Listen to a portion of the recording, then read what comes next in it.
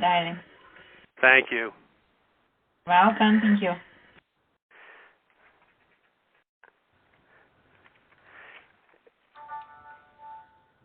Welcome, everybody. Welcome to our telephone town hall meeting. We appreciate the few people that dialed in early on the toll-free line joining us.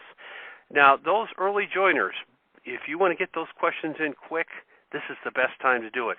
Press 00 on the keypad on your phone. If you have a question, press 00 on the keypad on your phone. Now, we're also collecting email addresses so we can keep you up to date with matters from Spokane Transit. You press 7 on the keypad on your phone if you want to provide us your email address so we can keep you up to date.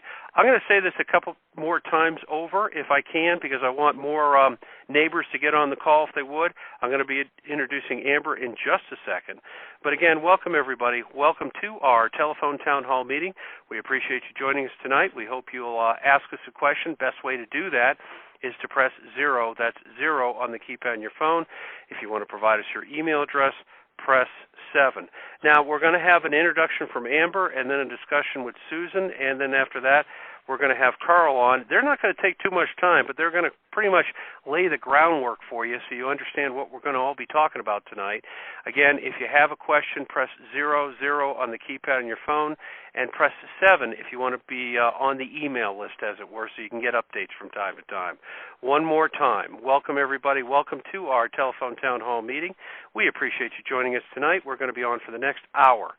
If you have a question, press 0. For those 100 people that are on this call right now that have stayed on the line, and we're going to have thousands, by the way, press 00 on the keypad on your phone if you have a question, and press 7 if you want to get email updates. We plan to be on for an hour. We are going to be doing some survey questions. I think we've got 6 of those going on, so you get to vote on stuff. That's always kind of fun. And we've got some opening remarks by 3 fine people, which we will be handing that off in just a minute. Again, one last time, welcome everybody. Welcome to our telephone town hall meeting. We appreciate you joining us tonight. If you have a question, press 00 on the keypad on your phone. Amber, I'm going to hand this off to you. We've got some people that have pressed 0. We wanted to get some people in the queue if we could to start lighting up some questions. Again, that's 0. Amber, why don't you start off and then segue into the other 2 opening people, if you would. Go ahead. Great. Good evening. Thank you for joining our call tonight. This is Spokane City Council member Amber Waldreth, and I am the board chair of Spokane Transit. You probably know us as STA, and we are proud to be the public transit provider in the Spokane area.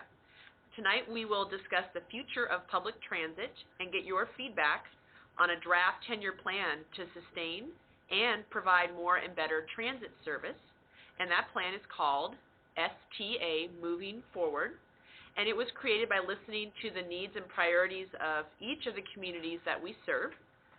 Our goal tonight is for you to share your input with the CEO and me so we can relay it to the board as we finalize the plan later this year.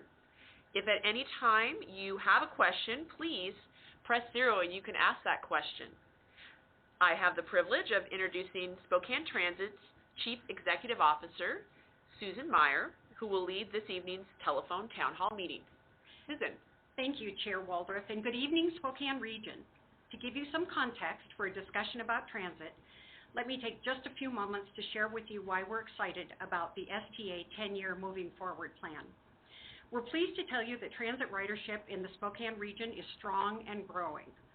Whether you're riding a bus on Sprague Avenue in Spokane Valley, Division in North Spokane, South Hills Grand Boulevard, or on Highway 2 to Airway Heights, our buses are full and there's still demand for more. And it turns out public transit is growing everywhere. Travel trends across the country show that young professionals are choosing to live in cities based in part on robust transit options. Baby boomers are choosing walkable neighborhoods with frequent and reliable access to transit. And with more service, seniors and people with disabilities have more independence. This year, we're on track to have the highest ridership ever, with over 11 million rides getting people to work, school, medical appointments, and more. The draft STA Moving Forward plan is this region's approach to sustain existing service and to provide more and better transit. We've worked hard with the region's cities and citizens to learn about your transit needs now and into the future. We've gotten input by phone, email, open houses, social media, and face-to-face conversations. Based on that, we've compiled a list of projects that you identified.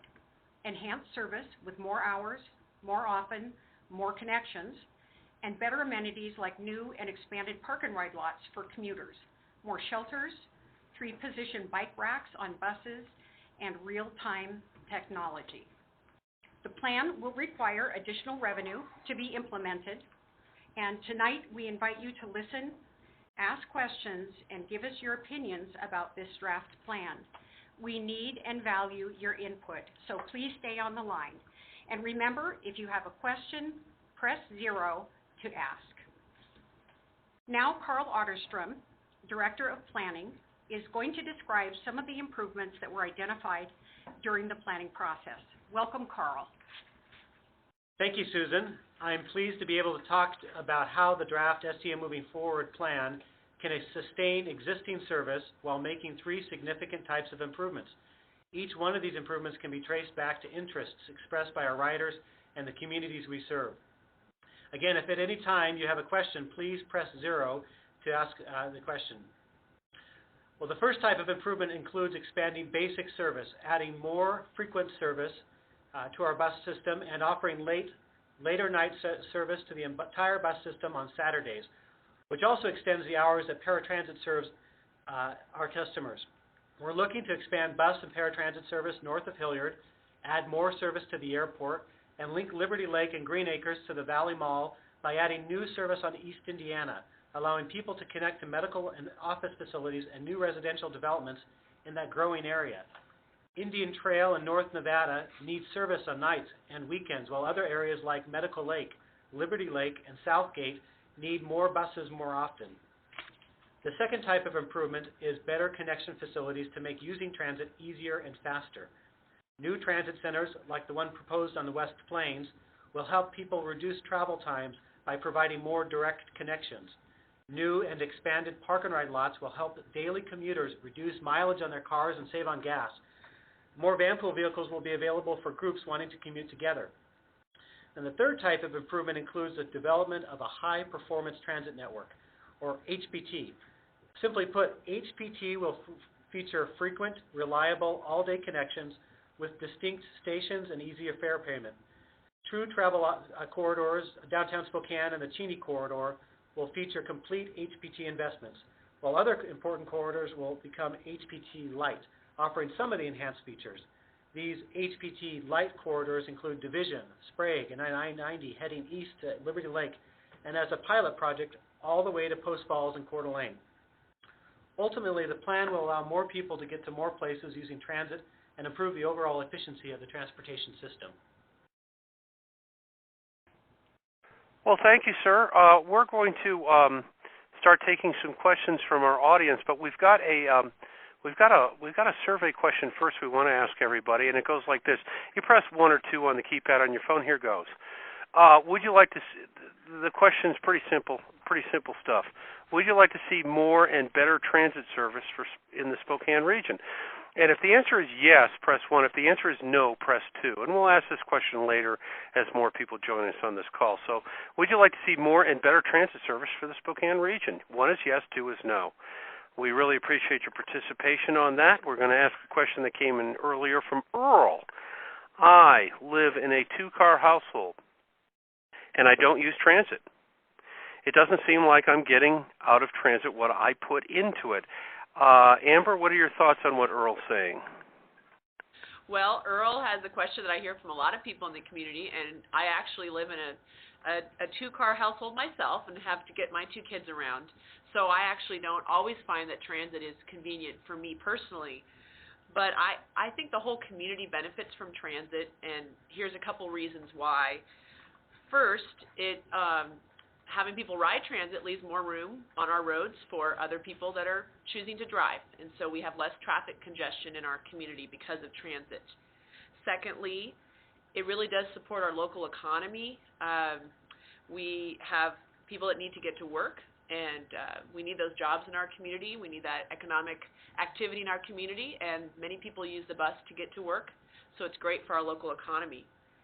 And then finally, this may not be something some folks think about, but your neighbor or a family member may be disabled or unable to ride a regular bus route, but they can have access to STA's paratransit service, which is a service that we offer throughout the region to folks who may not be able to use a regular bus service. And so that's a great benefit to our community when we have seniors and those who aren't unable to drive themselves to be able to get to appointments and jobs. And so there's many benefits to our community, even if you don't take transit yourself. But that's a great question, Earl. Thank you, Amber. We're taking live questions as well. You press 0 to ask your question live, if you would. Press 0 on the keypad on your phone, just like Robert did. Robert, welcome. Welcome to our telephone town hall meeting. Robert, please go ahead with your question. Yeah, I got a question for you. How come they don't get light rail in here in Spokane? I think light rail, they said they were going to do it 10, 15 years ago. I'm concerned about that. I like to see light rail in Spokane. I like to see more. Like I'm handicapped and I can't get around myself, and the paratransit is good, but it takes too long to pick you up when you're waiting for a paratransit bus. Who wants to take that? Robert's I'm thought. Steve Laska. I'm the operations director. The light rail discussion took place in our community, you're right, over the last many years. One of the conclusions was that we simply didn't have the density of population or the large enough population that warranted high capacity transit, which is what light rail is. So we want to right size the transportation services we provide, and that was part of this project, to find the right mode to serve the greatest number of people at the least cost. And it's not in the 10-year plan, but certainly this plan sets us up to be postured for light rail when it is appropriate for our region. Thank you, sir. I wanted to remind people that if they wanted to provide us their email address, press 7. 7 on the keypad on their phone so they can be kept up to date with matters. Press 7. 7 on the keypad on your phone. 0, of course, for questions. Our second survey question of the night goes like this. Would you be more likely to use public transit with extended service hours on nights and weekends? If the answer is yes, press 1. If the answer is no, press 2. Would you be more likely to use public transit with extended service hours on nights and weekends? 1 is yes, 2 is no. While you're voting, we're going to take James. James, welcome to our telephone town hall meeting. James, please go ahead with your question. Yeah, just wanting to get the validity on some rumors about the bus plaza downtown possibly closing down and relocating, and where to. Hi, James. This is City Council Member Amber Waldreth. I'm on the board chair here at STA. And thank you for asking that question, because I'm getting that question a lot too. The board made a decision a couple months ago to put a hold on plans that we have to redesign the interior of the plaza and make some changes to improve that for customers and for downtown. We have had a plan to update the interior of the plaza and make it more efficient, make it a little more activity driven on the first floor of the plaza, and this has been a plan for about 7 years. And so the board is actively looking for input into that plan. You can go to SpokaneTransit.com to look at some designs that we have for the interior remodel of the plaza. So the board we've just put that on hold to get more input from downtown business stakeholders and the general public. So if you go to the website, you can give us some input on that, but we do not have any plans to move the plaza at this point. We see it as integral to our operations, and it is a part of this 10-year moving forward plan that we have to have the plaza be in that location. It's a good location in the middle of downtown we hear that very often from almost all of our customers, that it's very convenient. And this plan also looks at creating transit centers where you can connect at other points in the Spokane area as well. Thank you so much. We had a question that came in earlier today from Diane. It sounds like there are a lot of new projects in the plan. What will happen to the existing routes? This is Susan Meyer, I'll take that question. The STA Moving Forward Plan has two equal and important parts. The first part is that it will sustain existing service levels, and that means maintaining current access to transit and hours of service, maintaining and replacing buses and vans, and maintaining and replacing transit amenities like shelters and signage. The other part, the second part, is to provide more and better bus service based on community input. For more than 2 years, the community has been providing STA with a long list of projects to provide more transit more often, and that has been distilled and prioritized into the draft STA Moving Forward plan. And the ones that are in the plan now are those that will attract more riders, support neighborhoods and businesses, and are the most cost-effective. Let's do another survey question if we can. Survey question number 3 of the night goes like this. Could you or your family save money by becoming a one-car household or save on fuel, maintenance, or parking costs if public transit were expanded to include more destinations more often? If you think the answer to that is yes, press 1. If you think it's no, press 2. Here goes again. Could you or your family save money by becoming a one-car household or save on fuel, maintenance, or parking costs if public transit were expanded to include more destinations more often? 1 is yes, 2 is no. If you want to ask a question, that means pressing 00 on the keypad on your phone. Meanwhile, while you're voting on that, we're going to talk to Kathleen. Kathleen, welcome to our telephone town hall meeting. Kathleen, please go ahead with your question. Yes. Kathleen, go ahead with your question if you would, please. Oh, I was wondering why they don't do more to facilitate proper bus lines, regular and consistent, on Friday, Saturday, and Sunday out at the fairgrounds during the fair time, so that access to come and go, like in the evenings on Fridays, Saturdays, and Sundays. There's a lot of people that are employed down there that depend on that bus, and I think you have to walk about a half a mile to catch it, and I just want to know why there isn't a bus route or something into the fairgrounds regularly, and it's not more frequently available. Kathleen, this is Steve Blaska. I'm the operations director again.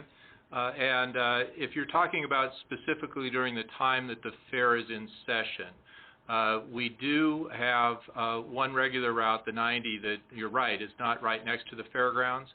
We had provided at one time direct service to the fair, and we even several years ago tried to go into the parking lot. What ended up happening is we didn't have very many people that actually took advantage of that service, and the buses got tied up in the fair traffic, and so it delayed everybody's trip. So that's why we currently detour the service, and you're right, it is a long walk. We are entertaining the idea now that we've reconstructed the route out of SCC maybe next year, trying to reinstitute some other special service that doesn't delay regular passengers but might get people closer to the fairgrounds.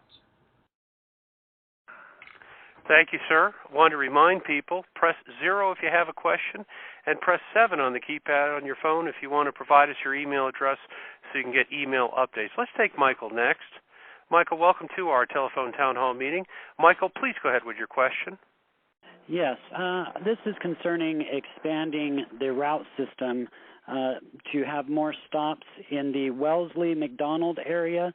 This whole neighborhood is expanding and growing, more apartment buildings, more houses, Coyote Rock development going in, but yet we don't see any extension of route services for the Left-Hand Valley location people. And talking to a lot of people out here who have homes and children, we would use that route if it had more stops in it.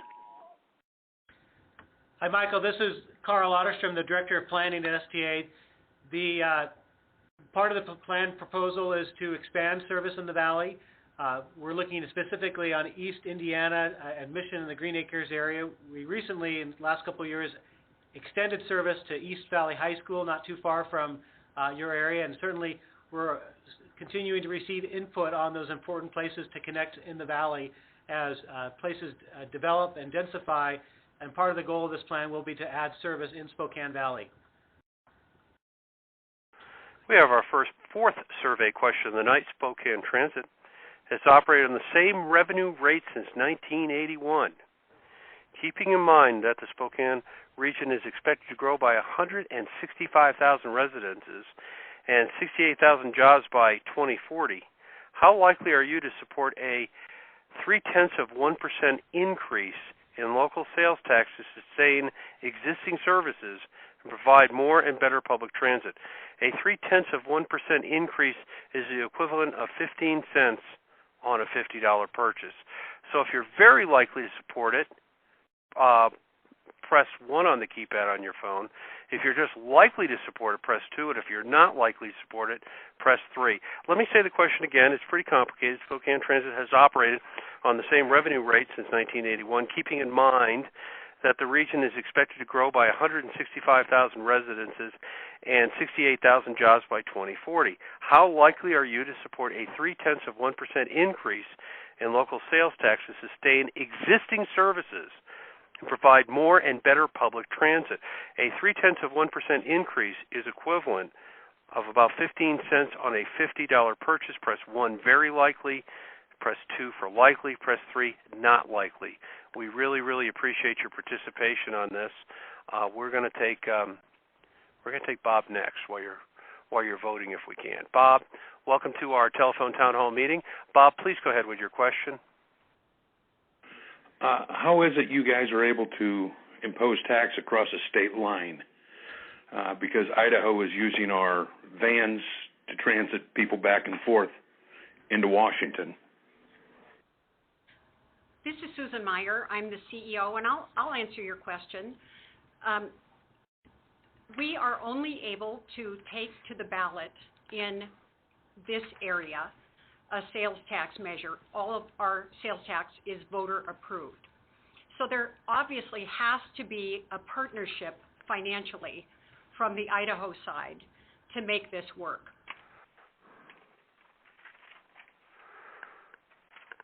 And I hope that answers your question. We're going to, we had a question that came in earlier. I want to get to that if we can. It's from Ian. How much new revenue is required for this plan? I think, Susan, what do you think? Yes, this is Susan Meyer, CEO, and it's a good question. I'm glad you asked. To sustain existing service and provide more and better transit, voters would need to approve a 0.3 cent increase in local sales tax. Now, STA has operated on 0.6 cents since 1981, but the state allows communities to go to a maximum of 0.9. And remember that sales tax is not paid on most food items and not on fuel.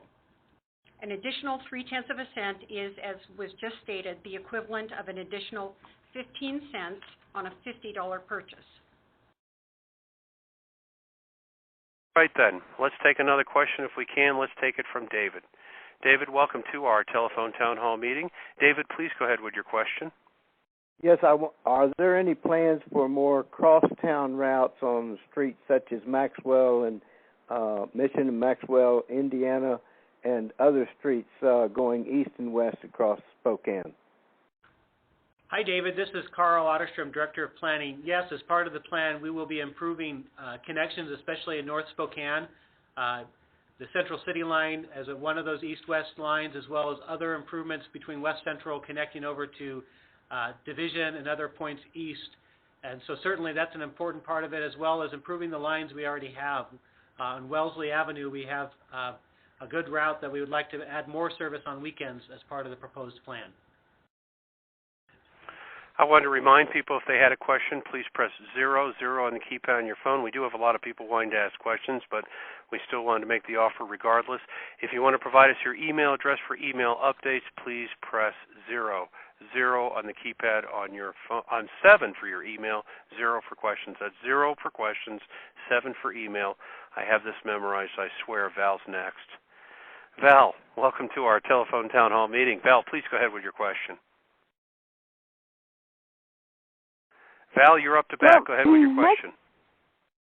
Okay, my concern was that recently, specifically the 45 route has been late or just not shown up.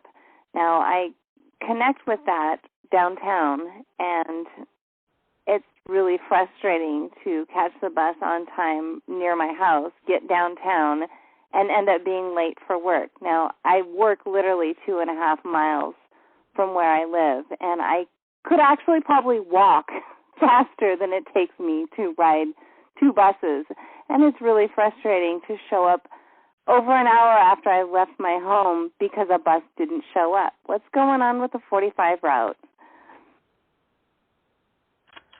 Val, this is the Operations Director.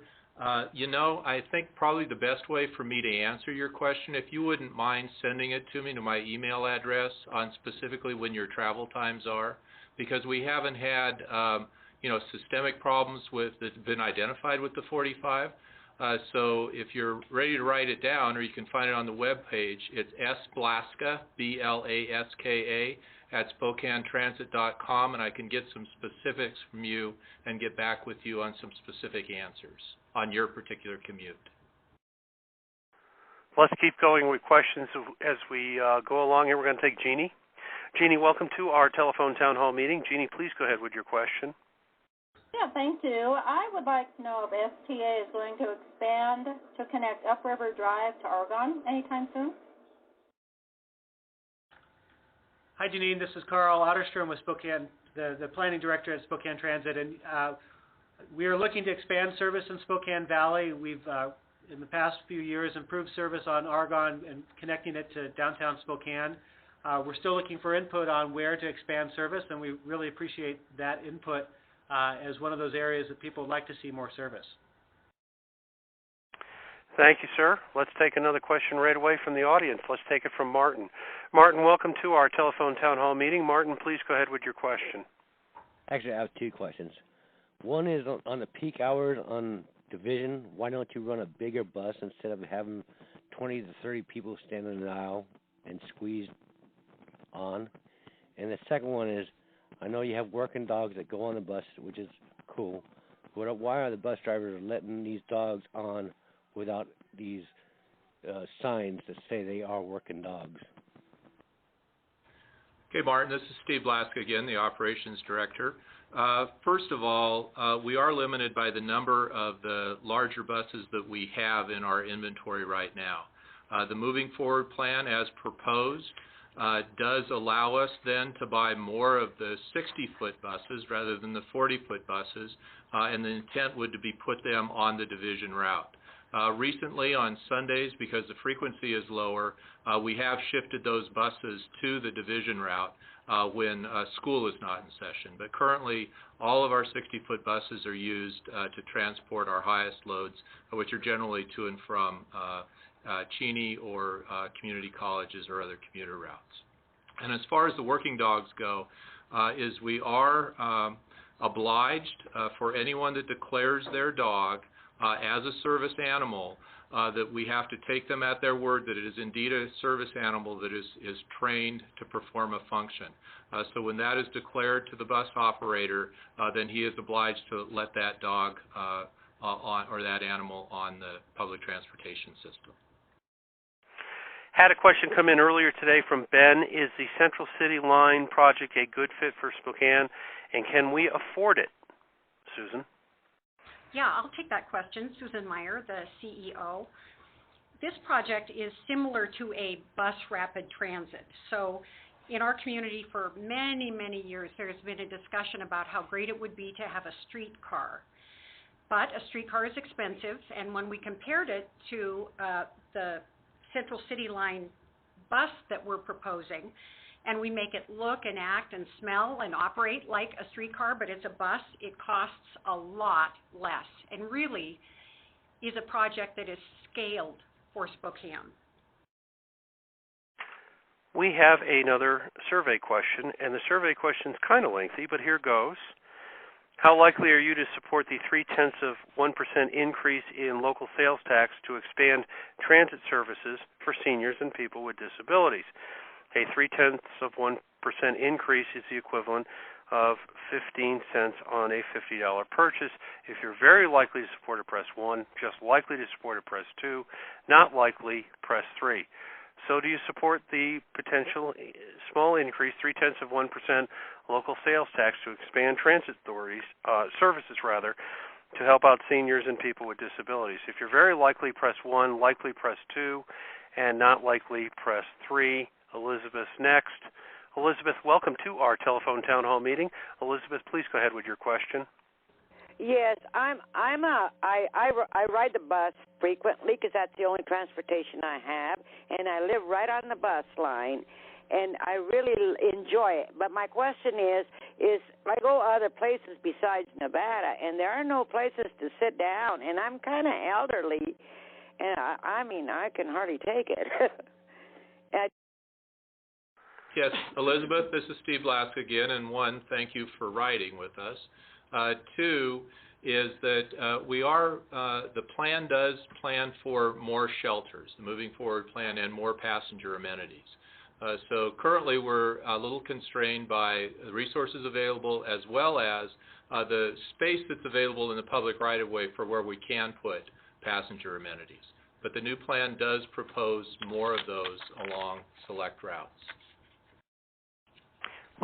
By the way, if you have a question, press 00 on the keypad on your phone. And if you want to provide us your email address, please press 7. That's 7 on the keypad on your phone. Nancy's next. Nancy, welcome to our telephone town hall meeting. Nancy, please go ahead with your question. Hello there. I wasn't quite clear on, I had the most wonderful lady that answered my call in the first place, but I wasn't quite clear on where the taxes were going to come off. This is Susan. Nancy, thank you for that question. This is taxes in the form of sales tax on purchases, retail purchases. So it is the only tax that is allowed to support transit. So while we used to get about half of our funding from the state, that funding has gone away, and now our community supports about 90% of the cost of transit. We get some federal funding. So we're talking about 0.3 cents of sales tax increase in addition to the current total sales tax in the county of 8.7%. 0.6 of which comes to us, and if voter approved, the additional 0.3 would come to us. But it's important to understand that we have assumed the receipt of a number of federal grants for the projects that are in the Moving Forward plan. And the largest assumption, the assumption about the largest share in a project is with the Central City line, where it is likely that we will be very competitive for a grant that pays 80% of the cost of that project. So it is a low cost to the community as an investment because of the availability of federal funds. Thank you. Let me read a question that came in earlier. This is from Allison. Will I still have to transfer downtown regardless of my final destination? That's from Allison. Steve? So this is Carl Otterstrom, Director of Planning. As part of the plan, we'll have other transit centers around the region that allow people to make connections at other locations that are more convenient to them. But given the density of demand in the downtown, we'll still see a lot of people connecting there as well.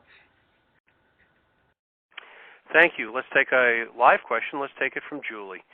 Julie, welcome to our telephone town hall meeting. Julie, please go ahead with your question. Hi, yes, I'm concerned about the lack of sidewalks on Cochrane and Alberta between Northwest Boulevard and where it bends to Driscoll, and then there's also no sidewalks on Driscoll Boulevard either. So it's very unsafe, and there's really very few crosswalks as well. Hi, Julie. This is Carl Otterstrom, Director of Planning. As part of the plan, we will be investing in sidewalks on busy corridors to improve access to transit. That particular sidewalk I know we've been working with the city to find ways to fund that, and that'll be, it's still a priority for both STA and the city to find funds. Thank you. Let's take another question right away if we can. We're trying to get through as many of these as we can. We're going to take Marie next. Marie, welcome to our telephone town hall meeting. Marie, please go ahead with your question. I'm concerned about the cost of the paratransit for developmentally delayed individuals or those that are on fixed incomes. Are there plans to increase those costs in the future? I'm hoping not, but as the guardian of a developmentally delayed daughter, I need to make sure she has the funds to pay at all times, and so I was just wondering what was planned. Yes, Marie. Steve Blaskoy, Operations Director again. You may remember the last time we raised fares was a three-step process that ended in 2012. Whether fare increases need to be part of the revenue generated for the additional services that people have asked us to provide, or sustain the service that we have today, is being discussed right now. But we're always conscious of the fact that folks make economic decisions to ride transit, particularly those that are dependent on it. So that's a consideration.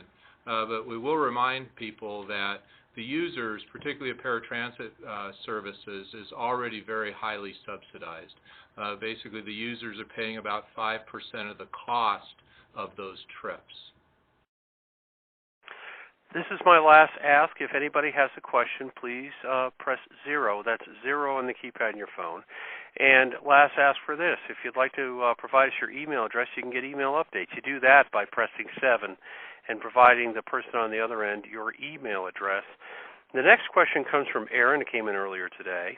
I often want to go downtown to go to plays and the symphony, but buses never run late enough. Is that in the plan? This is Carl Otterstrom with the Planning Director, and yes, part of the plan is to extend all the bus routes later on Saturday nights so people can get home from the symphony or from other concerts or other social activities, engagements around the community. Thank you, sir. And we have more questions coming in. We're going to, like I said, try to get to everybody that we possibly can. Let's take Thomas next. Thomas, welcome to our telephone town hall meeting. Thomas, please go ahead with your question. Okay, this may have been addressed earlier in Nancy's question, but maybe go over it one more time. I've been a business owner here in Spokane and operated on a 60% operations level in order to remain not only functional but also profitable. So when you're talking about raising the rate, I realize you mentioned that you'd lost some funding from the federal system. I just wondered why going over 0.6 of the dollar, or 6 cents on a dollar, 6 cents on a dime, why that is necessary when that good operations and management should be able to cover all aspects without costing more to the customer and still make a profit. Thomas, this is Susan Meyer, the CEO. Thank you for the question. And I am going to clarify that you're asking about the 0.6 cent rate, where we are now, and the idea that it would cost an additional 0.3 to sustain service and to improve it. And the answer to why we need additional revenue is that the recession and the dramatic drop in sales tax revenue between 2008 and 2011 meant that we had to reduce some service, so we tightened our belt. We made some smart decisions, like you do when you run a business, but we knew that we were not going to be indefinitely financially sustainable as a result of the big hit that we took. So it's going to address an increase in demand and sustain what we have. Gotcha. Let's take another question. This one came in earlier from Eli. I've heard about crime and bad experiences on the bus. Is it safe to ride STA? Yes, this is Steve Blaska, the Operations Director again. Yes, we need to, I think one thing folks need to understand is the difference between bad behavior and safety. In all of our rider surveys we've done over the last few years is that people that use the system and use our facilities such as the plaza, on a scale of 1 to 5, where 5 is excellent, people actually rate feeling safe at over 4.4.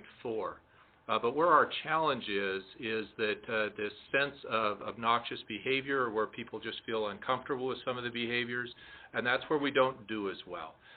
So that's why we have a large security presence, both on buses, why we have security cameras, as well as a large security presence at the plaza. So I will tell you that it's safe, and those that use the services perceive it as safe, but what we need to worry about is making everyone feel comfortable. Thank you, sir. Let's take BJ next. BJ, welcome to our telephone town hall meeting. BJ, please go ahead with your question. Thank you. It's my understanding that several years ago there was a service that went on East Upriver Drive off of Mission Street, and that was discontinued. Is there any plans in the future to reestablish that service? Well, thanks, BJ. This is Carl Otterstrom, the Director of Planning, and as we discussed, we're looking at areas to improve and expand service, both out in the valley as well as around Spokane. We are open to feedback on those areas. We do serve a portion of Upriver Drive near the Minnehaha neighborhood, but certainly we'd be interested in looking at other areas for service and getting feedback. That particular route, that particular area had a very low ridership at the time, but again, we know that there's stronger and stronger demand for transit, and this overall plan will expand service. Let's take another question right away if we can. It's Andrea. Andrea, welcome to our telephone town hall meeting. Andrea, please go ahead with your question. Hi, just had a quick comment. I am a blind mental health counselor here in town with cerebral palsy. I use paratransit all the time. I am dependent on it, and I just want to thank every single taxpayer in Spokane, and I'd be dead in the water without paratransit, so thank you. This is Susan, Andrea. Thank you so much for that. We appreciate it. Our hearts are into making transit available, and it's sort of the reason we come to work every day. With that, let's take Linda. Linda, welcome to our telephone town hall meeting. Linda, please go ahead with your question. Hi. I have been on several of the buses with the advertising on them, with the screens across the windows, and I absolutely hate riding on those because you cannot see out, especially in the evening or nighttime, and even in the day it's very hard to see out where you're going and enjoy your bus rides. And I've been told 2 or 3 years ago probably by one of the head bus guys that they were going to do away with those, and I don't think they have. And is there any chance that they're going to get rid of those someday? Hi, Linda. It's Susan Meyer, CEO. We hear that once in a while, and it's a concern that we're contemplating. The advertising is a big source of non-tax revenue for us. And so we like the idea of generating additional non-tax revenue through this advertising. We have tried to make the screen of the windows less than it has been, but it's something that we continue to think about. So yes, there will be advertising on buses, and yes, we will consider your input about how it affects your view out the window. Thanks for that. Let's take Kathy next if we can, please. Kathy, welcome to our telephone town hall meeting. Kathy, please go ahead with your question. Well, I'm listening in, and I'm hearing you say expand. Will you be expanding for the valley? I live on Park Road near Mission. I have to either go to Trent and take a bus down towards SCC and transfer, or walk clear up to Sprague to get a bus to go east in the valley. It is so inconvenient from Fancher to at least Sullivan for the bus routes in the valley, from Sprague to Trent. This is Carl Otterstrom, the Director of Planning, and thanks for that feedback and that information about the challenge you have in taking the bus to different locations. We do have service Park and Broadway, and recognize that is still a little bit of a walk. One of our challenges, yes, is we're looking to serve people better on existing routes as well as expand to new areas. And those new areas, we're looking to expand the usefulness to everybody as well as connections. In that, we know we can't serve all needs, but we try to serve them as best we can, and we appreciate the feedback and ways we'll look into ways we can improve. Thank you, sir. Let's take a I'm trying to see what we're going to do next. We're going to take another question. Here we go. Sorry, I had to rustle up my paperwork here. This question comes in from Gene. I see a lot of empty buses on the road. Why would you be considering putting more out there? And this is from Gene. Hi, Jean. This is Susan Meyer, the CEO. If you see a bus that's empty, it is for likely one of four reasons. It's near the beginning or the end of a route, like at EWU. When all the students go out in the morning, the bus comes back mostly empty. The second reason is that the bus is headed back to the garage. The third is that the bus is at a layover before the route starts. And four, it happens sometimes during non-peak service. So we reduce the number of buses in operation during the middle of the day when ridership is lower.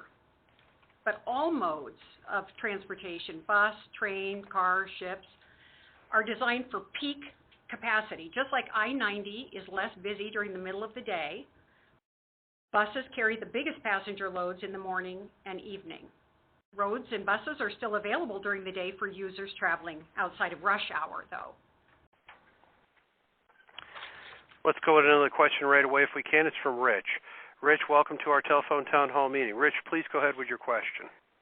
Yes. What percentage of the total cost of STA is, and that's total cost administrative and the drivers, everything, is covered by the actual revenue from fares?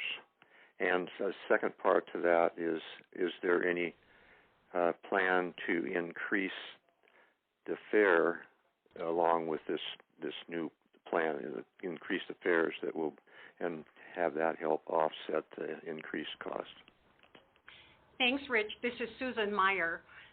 Good question. For the bus service, the cost of bus service, the user or the rider pays about 20% of the cost. Unlike police and fire, where your house catches on fire, you don't have to pay part of the cost of that. But overall, it's 17% of all the revenue we receive. Fare revenue is 17%. The admin, and you didn't ask this, I'm just going to offer it up. Admin expenses are 12% of our total budget, much lower than any other transit we have been able to compare ourselves to. And then you asked, are we going to raise fares? And the answer is that we are looking at that, and we have an objective that bus riders pay about 20% of the cost. For paratransit, as Steve Blaska said, riders pay just 5% of the cost. But increasing fares is a way to keep the connection between the cost of service and what people pay for it on a reasonable basis. We're going to try and squeeze in a couple more questions, I think, if we can, and then we're going to have final comments from the three speakers on this particular call. Okay, we're going to take Sandy next. Sandy, welcome to our telephone town hall meeting. Sandy, please go ahead with your question. Oh, hello. Thank you for taking my call. I work at Spokane Valley Partners. We're a community center in Spokane Valley. And years ago when we purchased the building, which is just east of University on Broadway, there was bus service all day long up and down Broadway. And then several years ago, they stopped that. And so now our clientele, which is very, primarily low-income folks who are coming to the food bank, the clothing bank, our other services, SNAP, and so forth, they can ride the bus on University till 9 in the morning and then not again till 4 in the afternoon. And so, it's kind of a hardship for them to get to us. And I wondered, what do we need to do to have somebody look at restoring service on Broadway? Yes, Sandy, this is Carl Otterstrom, Director of Planning. We actually have improved some service in the middle of the day on University to help relieve overcrowding on Sprague, and that has provided some more connections. But certainly we're interested in improving service and connections around Spokane Valley and adding and expanding service. Along Broadway all the way east, extending past there, in the past, the routes have not performed very well, their performance objectives, but we always are looking for feedback on improving service. And Sandy, this is Steve Lasky, Operations Director. Yeah, this came to our attention several years ago, and we did offer some more flexible service from the Valley Transit Center, specifically to your activity. And frankly, we didn't get very many people that, we got one person that actually took advantage of it in a 6-month trial. So the 173's connectivity on that particular, for that particular route seemed to meet most people's needs, especially with the additional service that Carl mentioned. Let's take another question. This one's from Jane. Jane, welcome to our telephone town hall meeting. Jane, please go ahead with your question. Yes, thank you for taking my call. We live up in the Sunset Hill area on the south side of the freeway, and we have no bus service up here. And it's a big growing area, lots of new homes going in, and I'm wondering about expansion in that area. Jane, this is Carl Otterstrom again, Director of Planning, and we've looked at all sorts of areas to expand service, and we've identified the ones where bus service is likely to be very successful. We have seen areas where we've tried to add service not succeed when the street network doesn't support good connectivity, and that's a challenging area. However, Vanpool is a great program that we will be investing further in and can work for a lot of people's commute to and from work on a regular basis. And so that's something also to look into and as part of the plan. Let's take another question if we can. It's going to be from Stephanie. Stephanie, welcome to our telephone town hall meeting. Stephanie, go ahead with your question, please. Hi, thank you. I was just curious to know what the bus extensions will be on Friday and Saturday evenings. Go ahead, please. Yes, Stephanie, this is Carl Otterstrom, Director of Planning, and so the Saturday night service, all routes will extend later into the night to be more similar to weeknight service. And then our high-performance transit investments, these major service investments, like out to Cheney and the downtown Central City line, those will extend past our regular bus service hours as late as midnight. Well, thank you, everybody. We're running towards the end of our hour that we've been on the air. If you didn't get your question in, whether you press 0 or not, you can leave us a voicemail at the very end of this call. But we need your name, your phone number, and preferably your email address so we have a chance of getting back to you. So if you could do that. Who wants fire engine in the background, sorry about that. Who wants to start with final comments, please? Well, I will. This is Amber Waldriff, City Council member from the City of Spokane and STA Board Chair. And I just wanted to thank everyone who stayed on the call here and listened and took time out of your evening this evening to really learn more about STA's moving forward plan. And I've really benefited a lot from hearing your comments and questions. And I will bring back this information to the board. And as I said earlier, we're looking for this input through November of this year so the board can make decisions about this plan and how to move forward with this plan. So thank you so much for giving your comments and asking your questions. And don't forget to go to stamovingforward.com, and you can provide more information there as well. Thank you very much. This is Susan Meyer. I'm the CEO, and I want to echo what Amber said. We appreciate you taking the time in the evening to spend with us and ask these questions and offer these ideas. We've kept track of all of them and will attend to all of them. We really want you to keep following our progress on this and hope that you will go to SpokaneTransit.com or STAmovingforward.com. Thanks again. Anyone else? I think that's it. We really appreciate your time. Have a very safe and great night. Bye-bye now.